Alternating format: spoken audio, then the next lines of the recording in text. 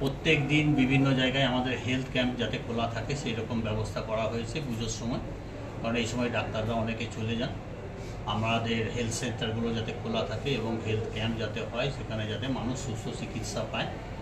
এবং তার সঙ্গে সঙ্গে আমরা প্রত্যেক মানুষকে এই কার্নিভালের জন্য সবাইকে বলেছি যে যেখানে যেখানে কাজ করা দরকার আছে বা মানুষের যেখানে যেখানে রাস্তা রিপেয়ারের দরকার আছে সেগুলো তাড়াতাড়ি করে দিক বিফোর পুজো, পঞ্চমীর আগে পর্যন্ত, যখন পুজো ওপেনিং হবে।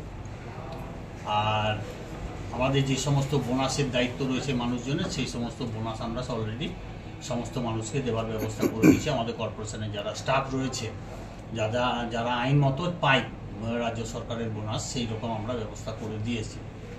এবং রাজ্য সরকারের ঘোষণা মতন আমাদেরও অফিস আজ থেকে হওয়ার পরে বন্ধ হয়ে যাবে, কিন্তু আমাদের স্টাফরা প্রত্যেকেই থাকবে।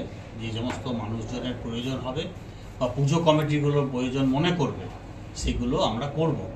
এবং আজ থেকে আমাদের পুজো পরেই শুরু হয়ে যাবে কালী পুজো এবং ছট পুজো, জগদ্ধাত্রী পুজো এবং গুরু নানক পরবে।